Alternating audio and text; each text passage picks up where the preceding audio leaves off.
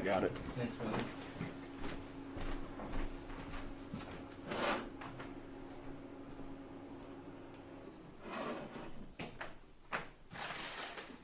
Can I eat some of your Doritos? Of course. Of course. Of course. All right. Hello. Hello, audience. Thank you again for being here with us again at the Wierman Media Studios. I'm here with the one and only TRA Entertainment, the Recovery Atheist Entertainment. What's up, what's up, what's up? We are about to launch into another topic that's great. We just got done talking a little bit, and we just got off an episode that we did, and we did a little bit of editing of a couple of our shows, and now we're going to lean back into another episode and another topic that is even bigger than contentment and patience, I would say, is American drug policy, and how we are going to try and connect that to everything that we talk about, and just how in general it doesn't make sense to keep bouncing your head off a hard wall when it's not working. If something isn't working and you're like testing out different variables and scientific experiments, like usually you test if something works, and if it doesn't work, you try something new, just like an experiment. But with the drug policy in America, we just seem to keep hitting our head off the wall, keep pounding our head off the concrete, and like this doesn't work.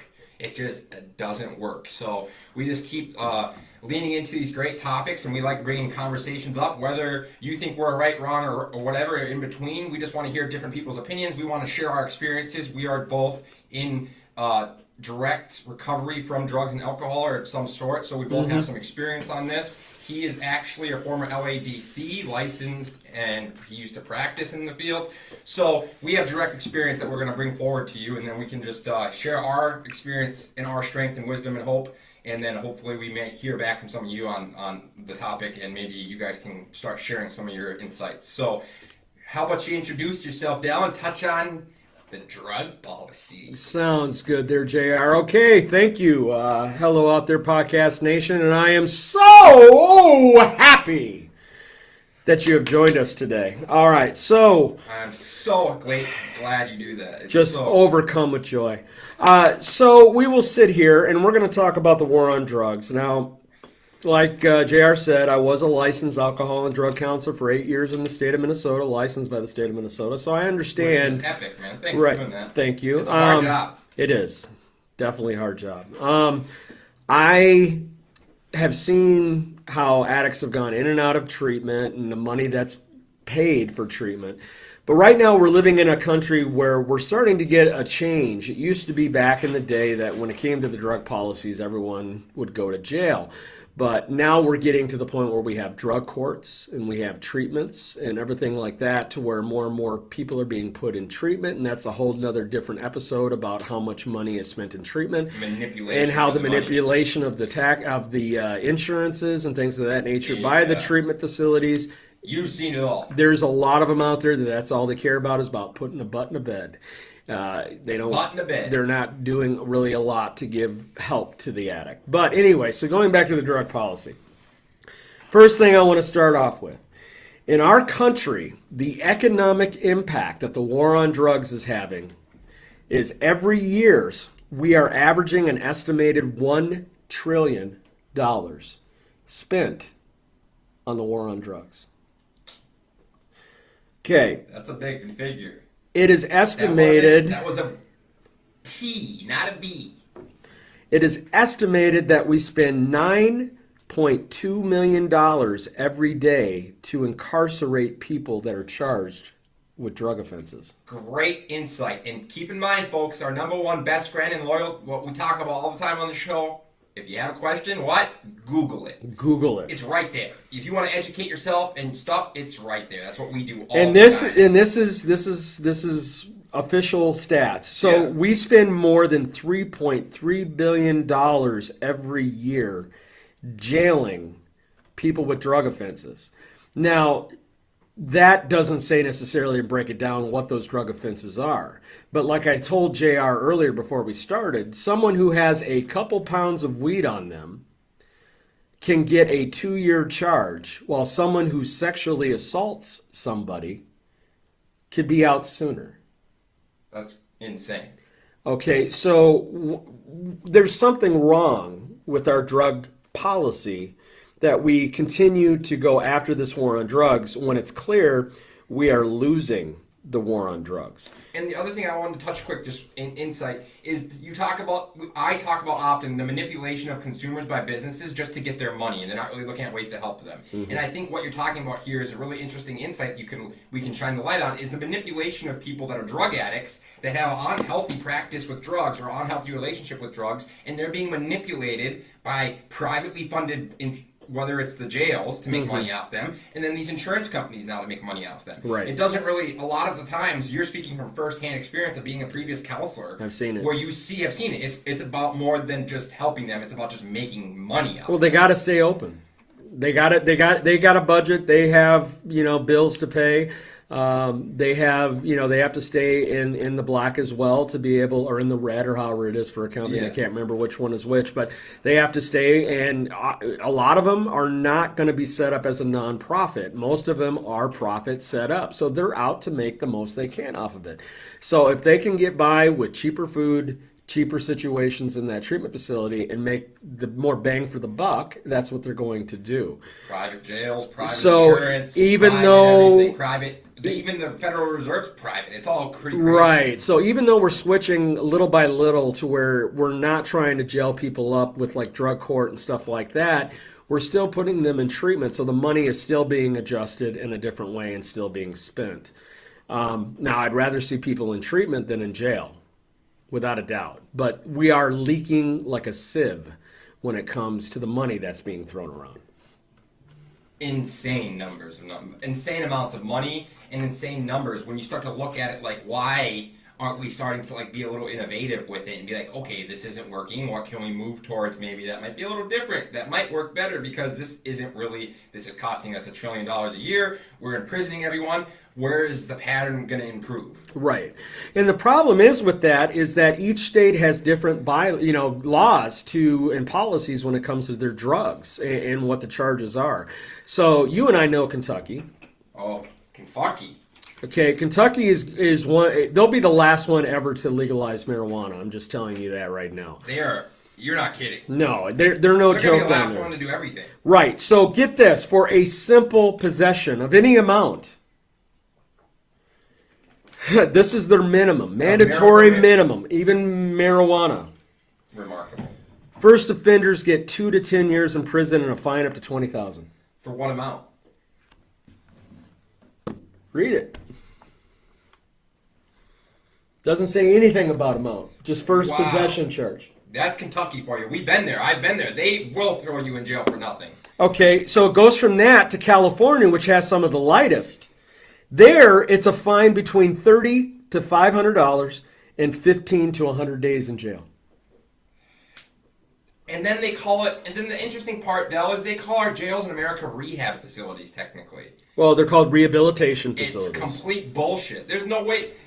I mean, I'm not gonna lie. I'm authentic and real. I have had court issues, and I've been in handcuffs, so I'm not gonna dance around it.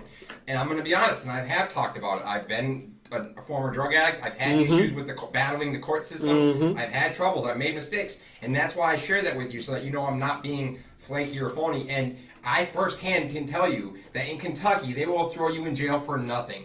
I was homeless, and I got thrown in jail for trespassing at a homeless shelter. If that doesn't say you're a Yankee and you don't belong down here, I don't know what else does. Oh my God, that's crazy. Throw you in jail for trespassing at a homeless shelter. Just trying to find a bed. A homeless shelter. I can't even explain it. So yeah, I firsthand can say I know what you're talking about, and you're right, Del. It's just remarkable how, and you look at America, how different little states are like that. You're right. So you start to talk about what we talk about, and we compare it and bring it back to what we talk about, which is unity. Me and Del and my brother and us on our show talk about how we can come together and unite. And one of the things that Del just talked about is how all these different states are broken up and divisive and divided on these policies and implementations of policies. And they have different ways of doing it. And so there's no real, I mean, you look at the flag behind us. Usually, if you look at it, it's supposed to be the red, the white, and the blue united, and the stars are all supposed to be coming together. But really, I don't think there's all that much unity, especially when it comes to drug policy. Like you just said, it's really interesting how much stuff this can sprinkle out and connect to. Correct.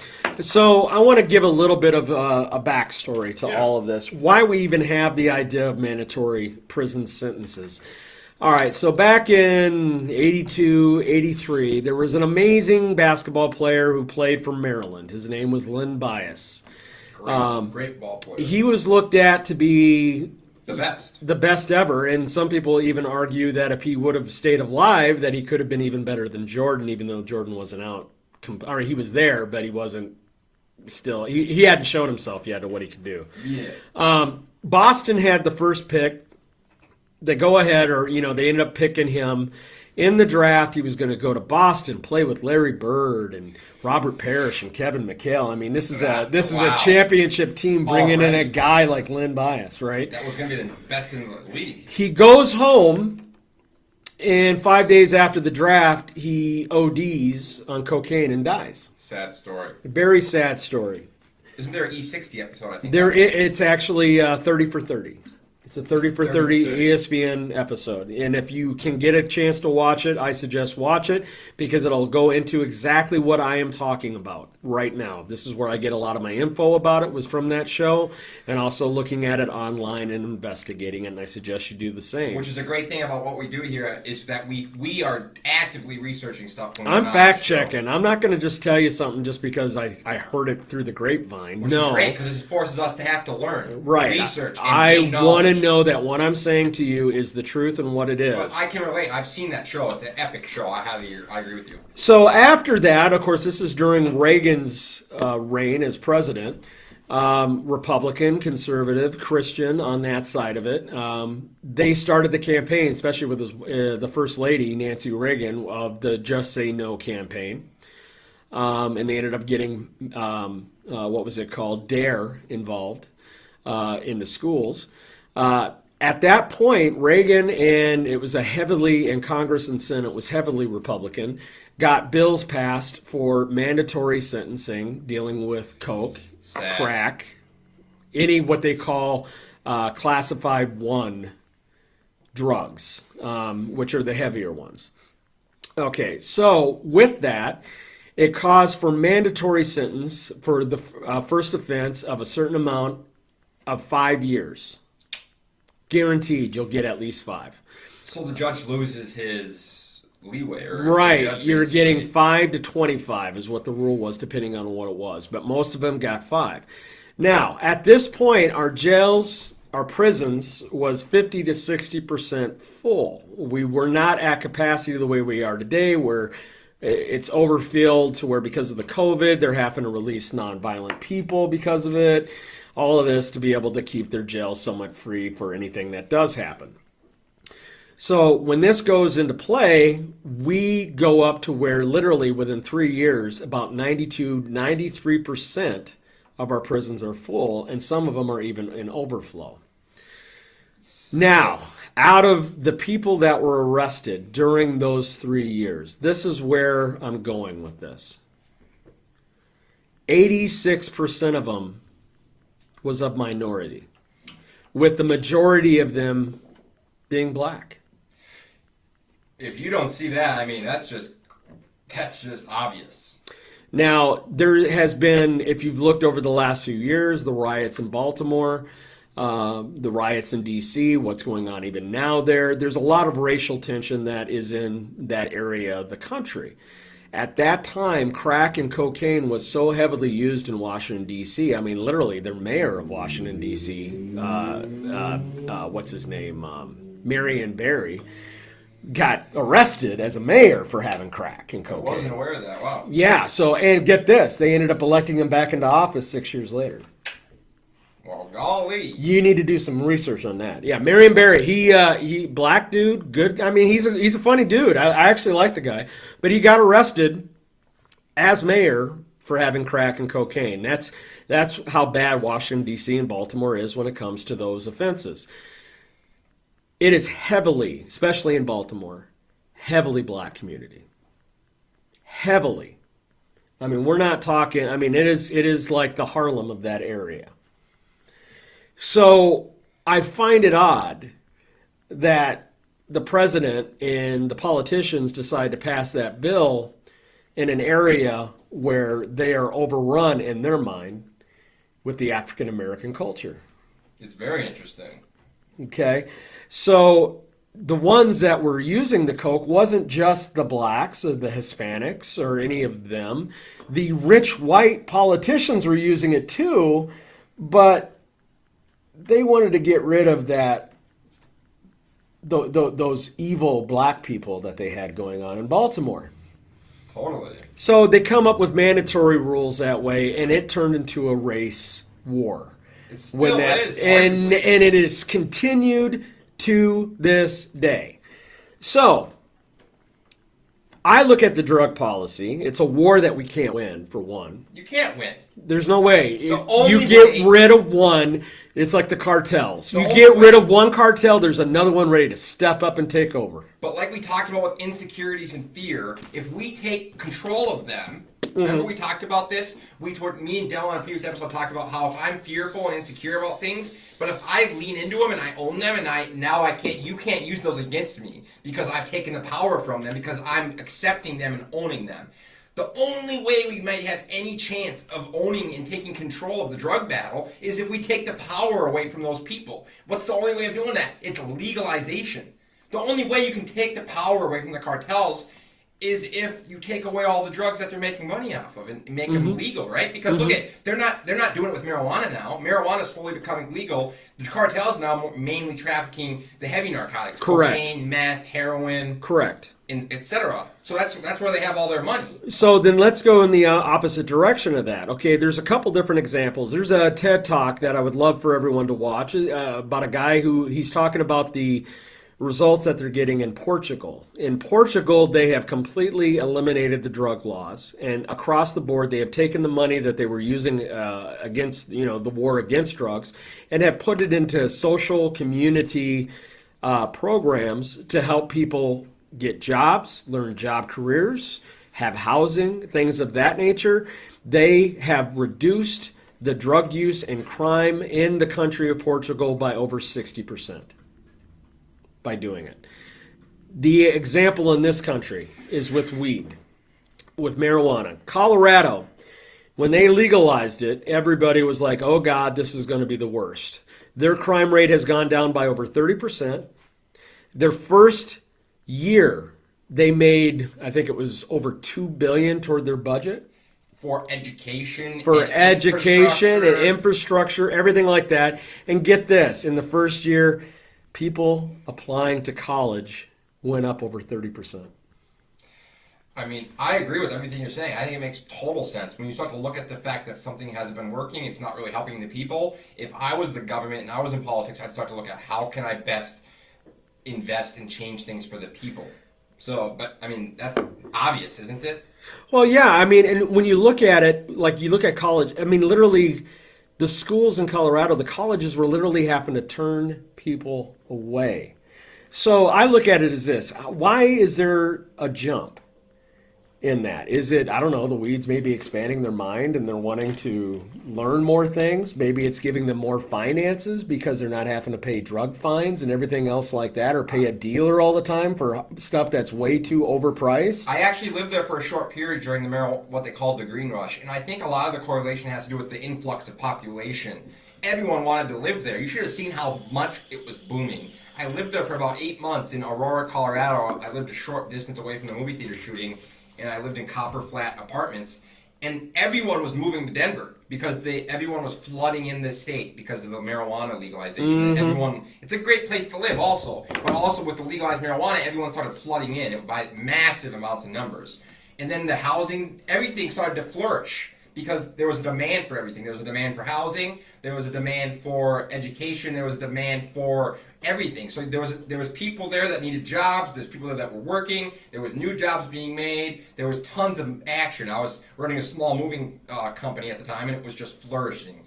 absolutely flourishing. So I think it just there's no way I haven't seen any negatives from it. I mean, you could probably find some just to bring up those negatives, but Well, there's always negatives to something. Yeah, but ultimately, there's no way for me. There's no other solution than starting to look for alternatives to what we're doing, and there's not many other choices other than starting to go with the legal route, creating jobs, creating facilities. Like you could turn. It sounds crazy, but say you had a legal heroin facility. Right. Now you provide professional RN and LPN positions where nurses control the injections, control stuff. Now you're creating RN and LPN. And that's happening in Vancouver. That's happening. Yeah, it works. And then you have the controlled narcotics by the government. Like it's not cut, it's not laced. You don't have people. It's under controlled professional supervision. You go in and you get it and you leave. Like what? To me, it just makes so much more sense. It just, to me, is like, what other choices do we have? Yeah, in Vancouver, they have these places now that you can go to. You shoot up, you do everything there, and they want you there in case you overdose, that you have health care there to be. Now, of course, some people are like, well, that's just a waste. Well, I see your point in it to where it's like, well, they need to stop using, which they do, but while they're there, they're getting help and programming while they're there and counseling while they're there to try to help them, maybe get them into a treatment program. Same way around here in Minneapolis, down in Minneapolis and stuff, in St. Paul especially, they have what they call wet houses, which is, again, controversial. It's a house for alcoholics where they go there. They can't stop. If they stop, they die. They go into DTs. They can't stop drinking, and they're all the way on the other extent where it's a health concern. So instead of having them homeless on the street, they put them in a home and take care of them until eventually they move on, but try to make their life better than what it had been from the alcohol. And I know some people are like, well, gee, they're the ones that did it to themselves. And I look at it and I go, really? It's not like we don't have we don't have any advertisement for alcohol or have this idea in this country that, if having a beer, watching I mean, how many beer commercials and alcohol commercials are there through a football game? Yeah, I mean, it's advertised like this is part of life. So here's my idea and concept I have, Del. I want to hear what you think about this. Yeah. But ultimately, I think so the cool thing about me being in recovery and now going into business and operating business, I start to connect these dots in different, unique ways. But ultimately, we talked about it earlier. When you're in recovery, once you have hope and you feel like you're no longer stuck and stagnant, those are the three key words. To me, when I was using drugs, I had no hope. And I was stuck and stagnant. I wasn't growing, making progress. So once I felt like that, I was like, oh, I have no chance, I have no hope, and I had no progress. I was like, fuck it. I'll just get... So I think that's the characteristics that we have to look at solving for America. If you can start to bring the people of America hope, people have lost hope. They feel like their wages have been stagnant. They haven't started earning more money. Workers' productivity has gone up because of technology and improvements and advancement. The workers are producing more than ever, but their wages stay the same because all that money goes to the top. So the workers feel like they're not making any progress. Their American dream, they feel like, is dead. They don't have hope. They feel stuck and stagnant. So I think one of the best ways to look at that is just in those three things. And once I have hope, once I feel like I'm growing and I'm not stuck and stagnant, that's when I'm starting to feel like I have a chance, I have hope, and I'm growing and I'm pursuing those dreams. And I feel like that's a good way, if we can bring those to America, that we could maybe maybe start to see these things change and actually maybe start to do some of these things we're talking about. And I think what we're doing is a great way of bringing that hope, is because, look, we're talking about these things. Right. I mean, you look at, again, Kentucky, you look at Ohio, you look at Florida. Those are the three states with the hardest opioid epidemic that's going on in this nature, in this world we're living in right now. In Kentucky alone, Louisville, Cincinnati, they're having literally 200 to 300 overdoses a weekend. Okay? The opioid epidemic has gotten out of hand. And Kentucky... And we don't shut down our government. We don't shut shit down for that. No. So and in Florida, I mean, you talk about Colorado, people moving there with the green rush. Florida is the pill rush. Yeah, back when the Oxycontin Express. Right, they go down there to find, doctor shop to get what they need. That was a horrible situation that way. No prescription monitoring. Exactly. So that's horrible. But Kentucky, literally, I don't know if they've passed it or not. I've got to look at it, but on the docket for the last few years, they've been trying to pass it. I don't know if I'll explain it. Narcan. It's what's used to bring back someone who is overdosing on an opiate. It's a blocker. It blocks the opiate uptakes in the brain and causes them to come out of the overdose and be able to save their lives. Well, there was people in treatment I was with in Kentucky that have been Narcan 10, 11, 12, 15 times. And those are about 10 grand a piece in Kentucky. Here it's a little different. We have them readily available here. Amen to Minnesota. Yeah, we live in thank God, I'm saying God, because literally it's definitely a higher power, our healthcare, compared to other states. Yeah, we have a great Minnesota. Yeah, so they're looking at passing a law, which I'm going to have to look to see if they've actually done it, but they were looking at passing a law where you get 2 Narcan shots. If they can't revive you after that, you're dead. They make the choice that you die. Yeah, it's really interesting stuff. I mean, so we're living in a country where drugs are an epidemic. They are killing people, but is throwing them in jail, in prison, going to change that situation? Since 1983, I think there's enough evidence there to show that it doesn't. A lot of people go in as criminals that way, and they come out even better criminals. And worse. From what they see, and it's not just what they learn in there, it's from the abuse and the trauma that they suffer while they're in prison. And then here's the other thing that makes no sense that he touched on it with all the opioid deaths. 80% of fear is irrational fear when you look into it. We fear flying, but flying is one of the safest things we'll do. We don't fear driving. It's one of the most dangerous things we do. Compared to the two, yes. Compared to stuff. And then the other thing is, we have more people dying from guns and opioid overdoses in America than almost anything, but yet we don't shut the nation down for that. Correct. We shut it down for something like COVID. And right. If you don't see the irrationality in that, then I understand why we shut down, and I'm not saying I don't agree with it. I'm just saying we don't shut the nation down when it comes to each other being slaughtered with guns, and we don't shut the nation down when it comes to each other being slaughtered by drug overdoses. We are all dying all the time from heroin and opioid overdoses. Correct. You just said it. It's like the number one killer in America now, I think, is opioid overdoses. It is. That is the number one killer, and then we don't do shit about it. But yeah, here we go. We shut everything down for COVID-19, which 1% of the people that get it die. So to me, that's really interesting how... And we're spending a lot of money dealing with that in the fight for it. Tons. And I don't know. It is what it is. You can make an argument for it all. But the truth is there are people out there that are not getting the help they need, and we're putting our emphasis and our energy toward areas that's wrong, that logically doesn't seem like we're doing it the right way.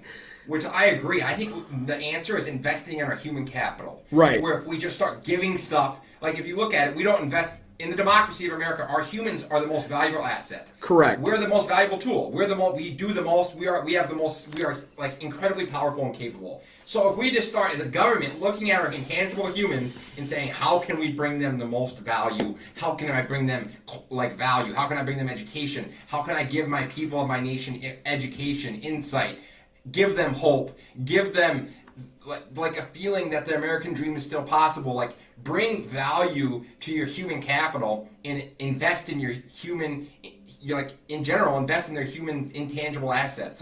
If you can start investing in our humans' intangible assets and bringing them value more freely, we will start to see people that have more hope and feel like there is hope and they can have the American dream and they don't have to use heroin and narcotics and drugs and live fearfully. I think it's really interesting how we really don't invest that much in our people. If you think about it, if I want to go to college in America, I love America, don't get me wrong, I love America, but if you want to embed yourself in America, it's going to cost you money. The college education costs you thousands and thousands and thousands of dollars. What in America is there that is freely given to the people? Bringing them value? I still have $90,000 in student loans that I don't know how I'm ever going to pay off. How fucked up is that? If you want to go for a job that I only made $36,000 at the most after 8 years of doing, and all you were trying to do was improve who you were. You wanted to better educate yourself and help save lives, and be a better citizen of your nation. Correct. And we're going to charge you for it. Correct. So yeah, I think it's a really interesting topic how we can correlate all this to all these different things. You can correlate drug policy to the gun policy, to irrational fear, to not like the inability of our government to change and innovate is just, it's the number one, to me, most rigid bureaucratic form.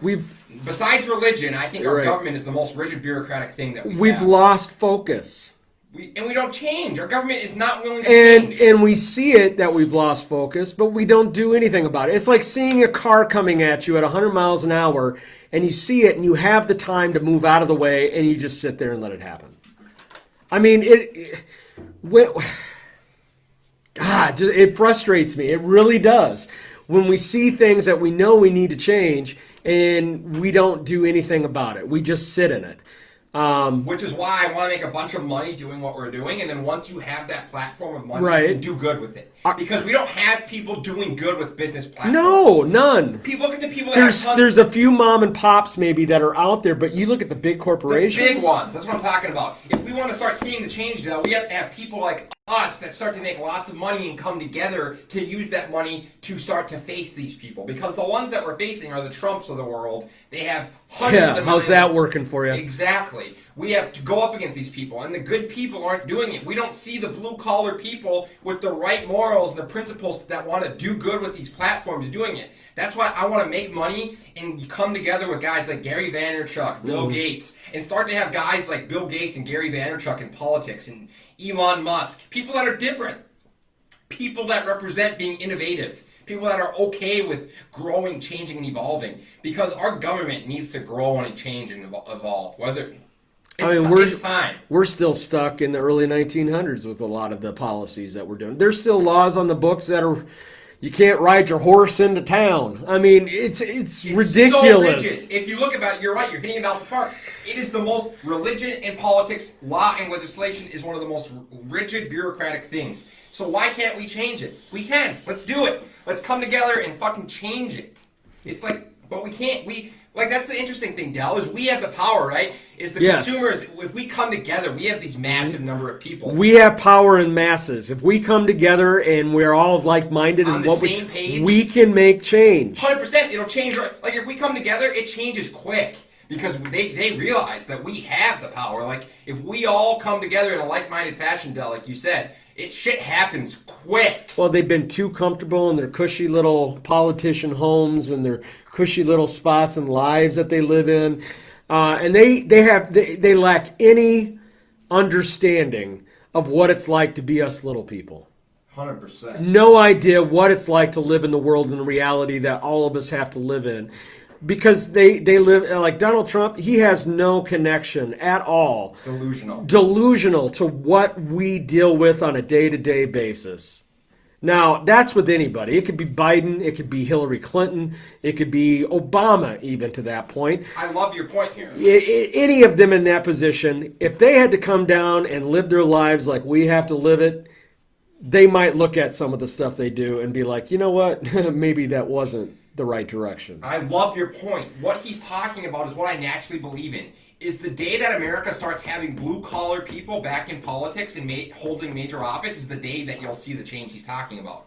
Because if you look at our original founding fathers, we had farmers that were in politics. We did. We had people that were farmers, people that were blue-collar held office in our founding days. And now we don't have blue-collar people anywhere in major office. They'll be councilmen or small-time mayors, stuff like that. But you're not going to be a vice president, a president, a Senate member, a House. Like, you're not going to be a part of those major chairs in major offices unless you're white-collar. Well, most of them come from old money. They don't come from new money. I mean, you even look at Obama. Yeah, he wasn't the typical... No, but he's still white-collar. But he still went through, what, Harvard, wasn't it? Yeah. Yeah, so, I mean... He's white-collar. Yeah, could you afford Harvard? No. Let's face it, everyone... Exactly. I mean, that's all I have to say. That's exactly. Everyone's like, yeah, it's just a tier, but come on, let's face it. Anyone that ends up in the White House is white-collar. You don't see a farmer... The day's gone where you can have where the farmers are president. Yeah. So the day exactly.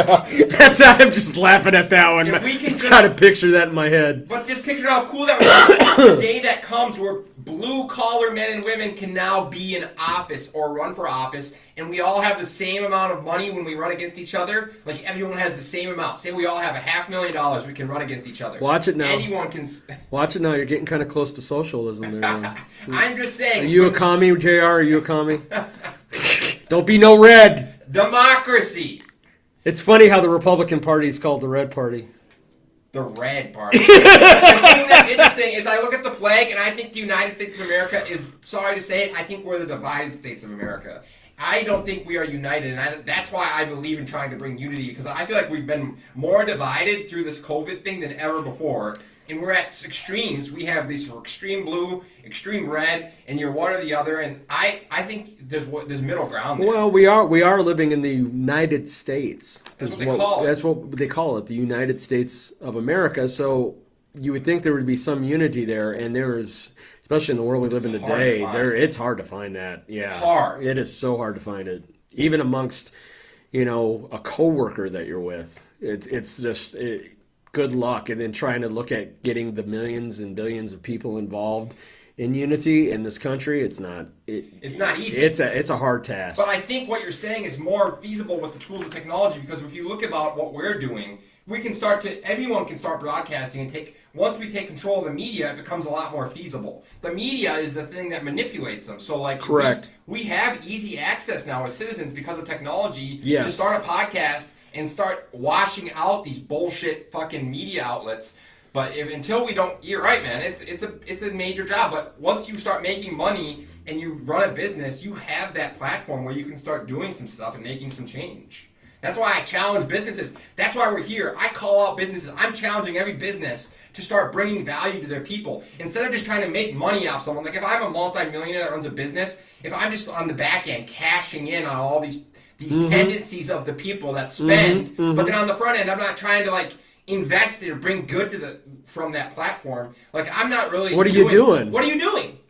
Exactly. Like, if me and you just sit here and made a bunch of fucking money, and then we just sat back and we bought fucking politicians and we bought fancy cars, and then we came on the show and we just fucking manipulated you to make more money, and then we went and bought more fancy cars and houses and became the president, and then we implemented policies to keep us in those positions of power. It kind of sounds religious.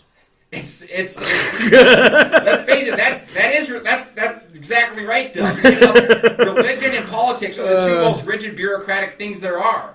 I agree with you. I love it. I love this shit. I could talk about it all day because you're so right. It's so true. Well, and then first off, I want to give a shout out real quick to, I see John. Hey, John boy. We got to catch a bus here. Yeah, I got to get going here soon. But John, it's good seeing you. I haven't talked to you in a while. I want to talk to you soon. Gabrielle, Rihanna. Shout out to Brandon, my boy Brandon. But I want to leave it on this note, okay? Change, and wanting to make change. You don't make change if you're comfortable.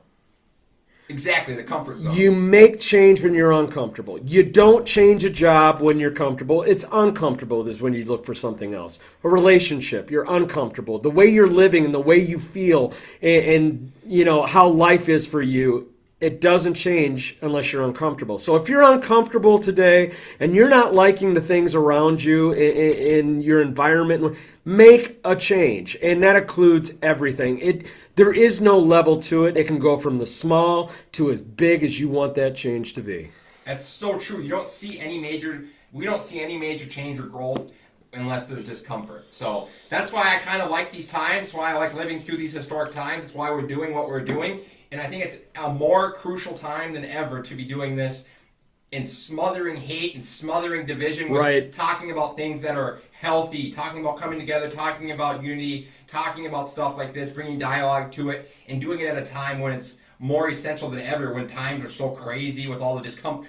I mean, you talk about discomfort. We have COVID, we have racial injustice, we have people being it's a great time to start a podcast, and it's a great time to start having... Get your voice out there. Exactly. Get your thoughts out there. Yeah. Exactly. I mean, it's simple. It's not that hard. And then once you have your voice out there, we can start to hear your voice. And then we bring you on our voice to have your voice with our voice. And we mix our voices and we come up with dialogue that works to make change. Boom. It's not that difficult. It's really that simple.